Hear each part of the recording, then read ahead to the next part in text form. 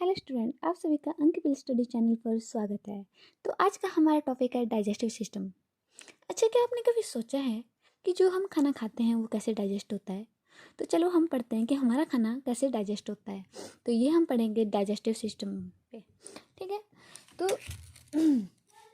जो सबसे पहले है, डाइजेस्टिव सिस्टम होता क्या है? ये एक कैटाबॉलिक प्रोसेस है। क्या है ये एक कैटाबॉलिक प्रोसेस है। इसमें क्या होता है, जैसे जो नॉन डिफ्यूजिबल मॉलिक्यूल्स होते हैं और जो कम्प्लेक्स मॉलिक्यूल्स होते हैं वो ब्रेक डाउन हो जाते हैं किसमें? सिंपल मॉलिक्यूल्स में और डिफ्यूजिबल मॉलिक्यूल्स में, और हमें क्या देते हैं? एनर्जी। ठीक है। तो ये सारी प्रोसेस होती है हाइड्रोलाइसिस के थ्रू। किसके थ्रू? हाइड्रोलाइसिस के। ठीक है। तो हम क्या बोलेंगे? डाइजेस्टिव सिस्टम क्या है? Digestive system is a catabolic process in which, इसमें क्या होता है, जो कम्प्लेक्स मॉलिक्यूल्स हैं और नॉन डिफ्यूजिबल मॉलिक्यूल्स हैं वो क्या होते हैं? ब्रेक डाउन हो जाते हैं सिंपल मॉलिक्यूल्स में और डिफ्यूजिबल मॉलिक्यूल्स में, और हमें क्या देते हैं? Energy by the process of hydrolysis. ठीक है। तो हम ट्राई करेंगे कि मैक्सिमम जो हमारा कॉन्सेप्ट है वो डायग्राम के थ्रू ही हमें क्लियर हो जाए। ठीक है। तो ये हमारा डाइजेस्टिव सिस्टम है। ठीक है। ये हमारा माउथ है, ये फूड पाइप है। माउथ में क्या होता है? टीथ होते हैं, टंग, और एक होती है सलाइवरी ग्लैंड। कौन सी ग्लैंड होती है? Salivary gland. ग्लैंड्स तो इसमें और भी होती हैं, जैसे सब मैंडिबुलर ग्लैंड, सब लिंगुअल ग्लैंड्स। ठीक है। तो हम मेन जो है 3 चीज़ों के बारे में पढ़ेंगे इसमें माउथ में। कौन सा? टीथ, टंग और सलाइवरी ग्लैंड। ये हमारे फूड पाइप है, इसको हम उसोफेगस भी बोलते हैं। ठीक है। और ये हमारा स्टोमक है, ये स्प्लीन है। ठीक है। स्टोमक के बाद ये large intestine, small intestine, rectum और ये एनस। सॉरी, मेरा गला थोड़ा ख़राब हो रहा है तो एडजस्ट कर लेना। तो जो हमारे लार्ज इंटेस्टाइन है उसके कितने पार्ट्स हैं? 4 पार्ट्स हैं। ठीक है। कितने पार्ट्स हैं? 4 पार्ट्स हैं। Caecum, colon, rectum, anus, L I. मैंने इसको लार्ज इंटेस्टाइन के लिए इतना स्पेस था नहीं तो मैंने इसमें लार्ज का एल लिख दिया है, इंटेस्टाइन का आई लिख दिया है। ठीक है। और जो हमारी स्मॉल इंटेस्टाइन है उसके 3 पार्ट्स हैं, ड्यूडिनम, जेजुनम, इलम। ठीक है। ये ड्यूडिनम, जेजुनम, इलम। ठीक है। क्लियर हो गए? तो हमारे स्मॉल इंटेस्टाइन के कितने पार्ट्स हैं? 3 पार्ट्स हैं, ड्यूडिनम, जोनुजन, जेजुनम और इलम। और लार्ज इंटेस्टाइन के कितने पार्ट्स हैं? 4 पार्ट्स हैं, केकम, कोलोन, रेक्टम, एनस। ठीक है। तो सबसे पहले हम पढ़ते हैं कि हमारा खाना कहाँ से आता है, कैसे आता है। तो सबसे पहले हमने खाना खाया, माउथ में गया। ठीक है। माउथ में गया, दांतों ने चबाया। ठीक है। टंग ने जो हमारी इसमें स्वेलिंग निगलने में हेल्प की, और हमारा खाना कहाँ आ गया? ईसोफेगस में। इसको ईसोफेगस भी बोलते हैं, ये जो स्ट्रक्चर है, और इसको और क्या बोलते हैं? ईसोफेगस और फूड पाइप। ठीक है। अब फूड पाइप के थ्रू हमारा फूड कहाँ आ गया? हमारे स्टोमक में। अब हमारा खाना कहाँ पहुँच गया? हमारे स्टोमक में। अब स्टोमक से हमारा खाना गया कहाँ पे? इंटेस्टाइन, स्मॉल इंटेस्टाइन में, और उसके बाद हमारा खाना गया लार्ज इंटेस्टाइन में। ठीक है। जो हमारी स्मॉल इंटेस्टाइन है, जो हमारी स्मॉल इंटेस्टाइन है, इसकी जो लेंथ है कितनी है? कितनी लेंथ है स्मॉल इंटेस्टाइन की? स्मॉल इंटेस्टाइन की लेंथ है 6.5 मीटर। और जो लार्ज इंटेस्टाइन है इसकी लेंथ कितनी है? 1.5 मीटर। अब आप सोच रहे हो ना कि मैम उल्टा बोल रही है, कि स्मॉल इंटेस्टाइन को बोल रही है कि इनकी जो लेंथ है 6.5 मीटर है और लार्ज इंटेस्टाइन की 1.5 मीटर है। पर जो इनका नाम जो पड़ा है वो पड़ा है इनके साइज के ऊपर, जैसे इनकी लेंथ के ऊपर नहीं पड़ा है, इनके साइज के ऊपर पड़ा है। ठीक ठीक है, याद रखना इसको।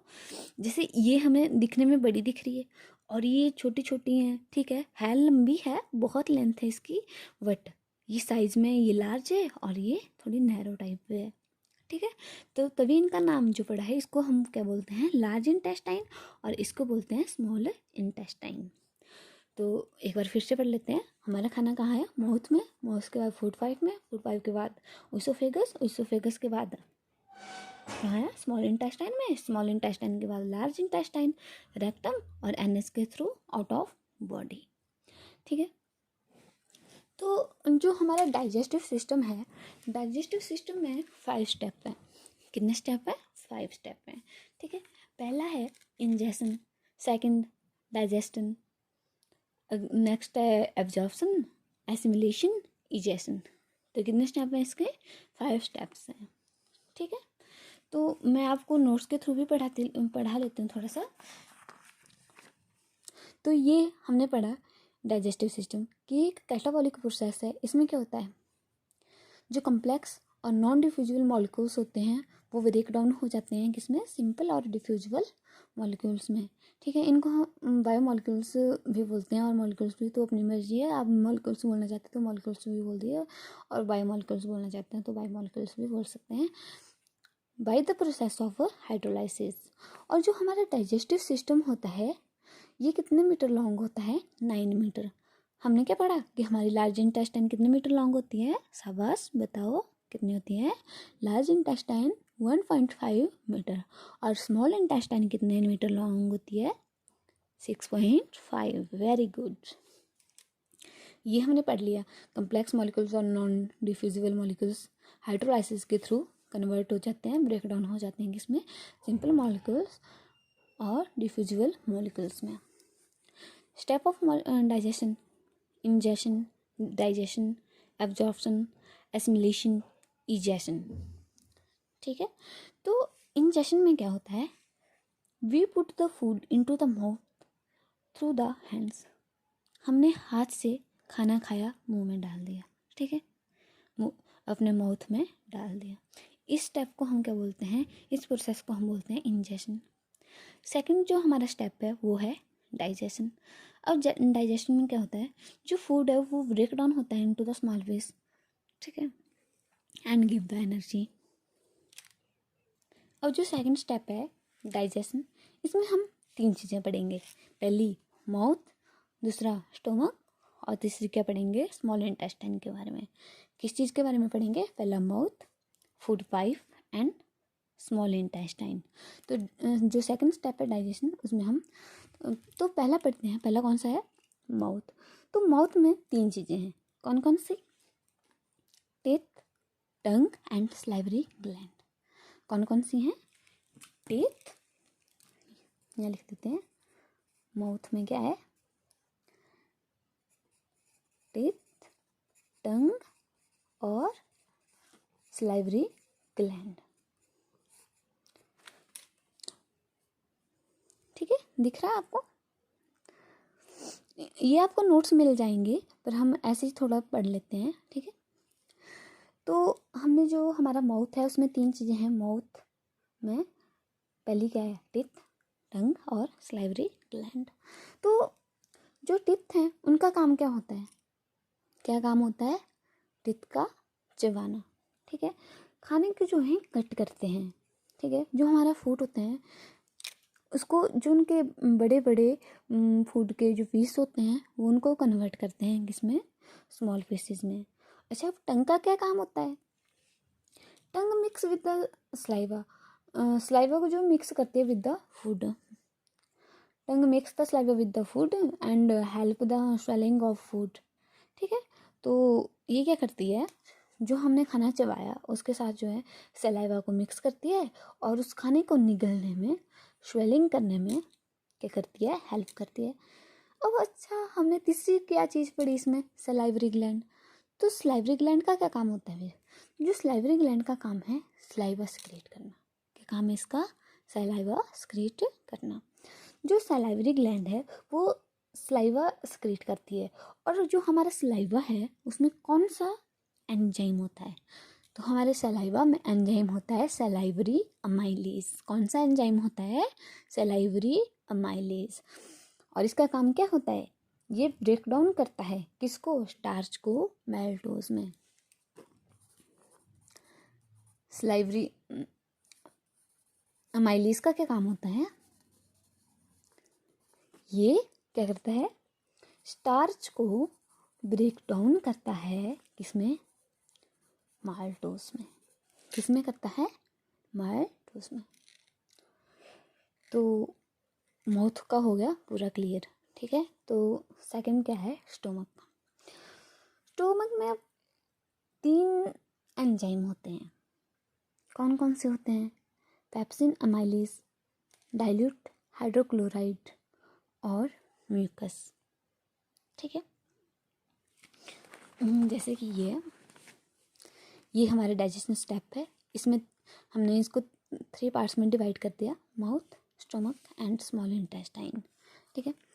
माउथ में हमने 3 चीज़ें पढ़ ली। कौन कौन सी? पहली क्या थी? Teeth, tongue, salivary gland. Teeth का क्या काम होता है? Cut the food into the small pieces. और टंग का क्या काम होता है?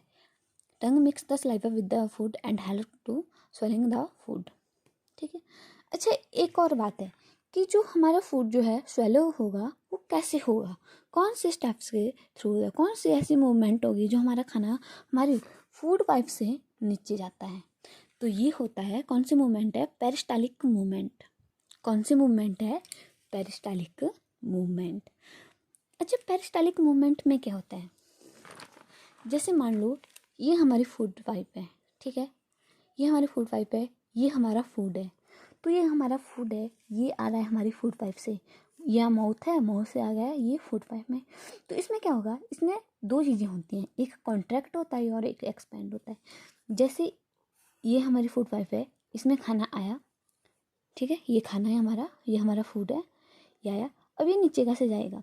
तो इसमें क्या होगा? यहाँ से ये कॉन्ट्रैक्ट करेगी, ऐसे ऐसे कॉन्ट्रैक्ट करेगी, ठीक है। और हमारा फूड जो है यहाँ से आगे चलेगा, ठीक है। फिर ये एक्सपेंड होगी, कॉन्ट्रैक्ट करेगी, फिर एक्सपेंड होगी। ये कॉन्ट्रैक्ट किया, ये एक्सपेंड किया, नीचे खाना पहुँच गया। फिर से क्या करेगी? कॉन्ट्रैक्ट करेगी और फिर से एक्सपेंड करेगी, ठीक है। तो ये पेरिस्टालिक मूवमेंट के थ्रू हमारा फूड है वो फूड पाइप से कहाँ पहुँचता है? स्टोमक में। और स्टोमक से कहाँ जाता है? स्मॉल इंटेस्टाइन में। ये मूवमेंट है, ये सभी जगह होती रहती है। जैसे इस फूड पाइप में होगी, फिर हमारे स्टोमक में होगी। कौन सी मूवमेंट होती है? पेरिस्टालिक। याद है ना? कौन सी? पेरिस्टालिक।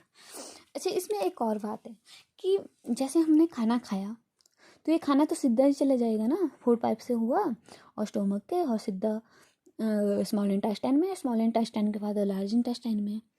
तो ये तो डाइजेस्ट कैसे होगा? ये तो सीधा आएगा। और ये तो इसके लिए एक यहाँ पे रिंग टाइप मस्कुलर स्ट्रक्चर होता है, ठीक है, जो कंट्रोल करता है सब्सटेंस की फूड की मूवमेंट को। और उस रिंग टाइप सर्कुलर मसल का नाम है स्पिंक्टर। क्या नाम है इसका? स्पिंक्टर। तो स्पिंक्टर का क्या काम होता है कि जैसे ये खाना आया, अब स्टोमक में भी डाइजेशन होगी, तो ये क्या करता है? 4-5 घंटे यहाँ पे डाइजेशन होती है फूड की। तो यहाँ पे क्या होगा? वो सर्कुलर रिंग टाइप स्ट्रक्चर होगा, उसका नाम क्या है? स्पिंक्टर। और स्पिंक्टर यहाँ पे भी होगा, स्पिंक्टर यहाँ पे भी होगा स्मॉल इंटेस्टाइन में, और स्पिंक्टर कहाँ होगा? लार्ज इंटेस्टाइन में भी। और स्पिंक्टर होता है यहाँ पे, तभी तो हमारा खाना जो हमारे लार्ज इंटेस्टाइन में रेक्टम में रुक के रखता है ना। नहीं तो क्या होता कि हम खाना खाते और सीधा हमारी बॉडी से निकल जाता, ठीक है, और हम गंदे से बन जाते। तो क्या होता है? इस स्पिंक्टर का काम क्या होता है कि ये रोक के रखता है, ठीक है। जब 4-5 घंटे यहाँ पे डाइजेशन होगी स्टोमक में तो ये इसको यहाँ पे रोकेगा, और जब यहाँ पे स्मॉल इंटेस्टाइन में होगी तो यहाँ पे रोकेगा और यहाँ पे रोकेगा। तो 2 मूवमेंट पढ़ ली हमने, नहीं सॉरी 2 चीज़ें पढ़ी हमने, एक पेरिस्टालिक मूवमेंट और दूसरी पढ़ी स्पिंक्टर।